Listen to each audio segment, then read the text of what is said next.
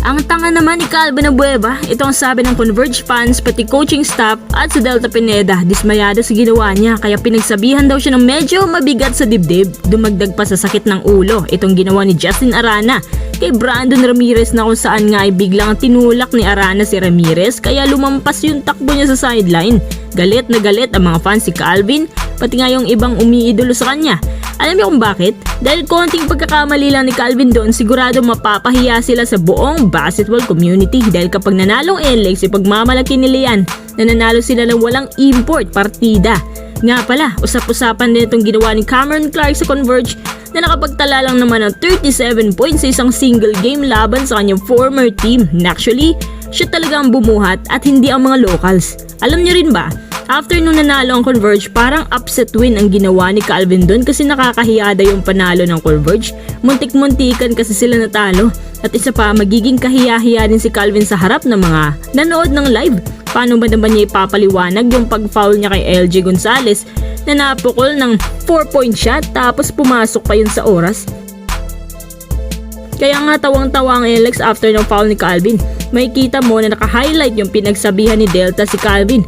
Malas lang at hindi na ipasok yung sa free throw at hindi nakuha ng NLEX ang rebound kaya sa dulo, nakuha ng Converge ang 2-point win. Ayon sa mga nakapanood, parang hindi daw veterano si Calvin maglaro. Medyo may kabubuhan daw. Kasi kung iisipin, kahit naman na ipasok pa ni Gonzalez ang 4-pointer, panalo pa rin ang Converge dapat at mananalo pa sila ng walang napapahiya. E paano pag nakuha ng NLEX ang rebound? Tapos biglang naipasok ni Bolik na naman yung 4-pointer niya after ng timeout. Bala na ipanalo na lang ng Converge dahil sinuwerte sila sa dulo. Kung sa bagay, ang panalo ay panalo. Kahit gaano pa yan nakuha, ang importante nanalo. At ang Converge nakabalik sa kanilang winning column. Pero sa tingin ko hindi naman sa hater tayo ng Converge. Pero kung may i-import lang sanang NLEX, tiyak talo pa din ang Converge dun. Isipin yung mga quiz na hindi nga magawang talunin ng TNT ang NLEX. Kahit nung nawala si Dequan Jones. Ang Converge pa? Kahit naman natalong NLEX, satisfied pa rin si Coach Jimmy sa pinakita nila dahil nagawa pa rin nila itong lapitan at muntik pa nga manalo. Kaya natutuwa lang siya sa bench na parang mas sila pa ang nanalo. Tanong naman ng iilan, bakit natalo sila laban sa Terra Firma?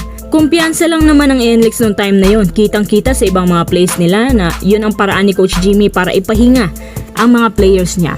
Anyway, 7-2 win-loss record, satisfying pa din at number 1 pa rin sa Group A rankings. Kaya hindi sila nagpapanik ngayon. Ang Converge, focus ang continuous good relationship kay Cameron Clark habang NLEX focus sa kung paano nila i-align ang kanilang chemistry sa bago nilang import na si King Burton. At ito na nga ang ating second update na pag-uusapan. Si Deontay DeAngelo Burton o mas kilala bilang King Burton, 6'4" small forward na kaya ring maging PF, malapad kasing katawan pero yung handling pang gwardyang atake, nakapaglaro ito sa NBA Summer League Sacramento Kings at nasaksihan nga ni Coach Jimmy kung paano siya lumaro ng almost 3 positions. Hindi nga rin alam ni Alupag kung bakit undrafted siya, siguro ayaw lang nila ng undersize. Pero hindi na yan ang issue ngayon. Ito ang masasabi mo na hindi for the hype na import. Ibang klase. Kasi once na nakahawak to ng bola, diretso niya na walang pag-aalinlangan. Yung playing style para siyang pinahayas level Terence Romeo na may konting crossover. Tapos biling titiran ng tres at jumpers.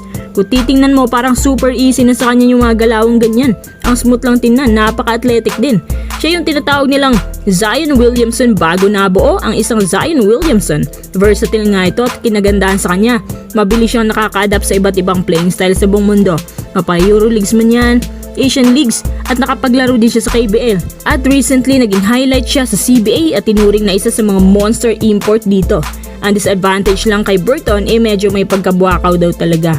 Pero kaya naman ni Coach Jimmy fix yan kasi may pinagsamahan sila At least si Coach Jimmy pa lang at si Burton may amuyan na agad. Kailangan na lang ipasa pababa sa mga teammates niya. Ako itong NLEX mas lalo pang lalakas. Grabe, malakas na import plus malalakas na locals. For the championship title na kaya sila ngayong conference?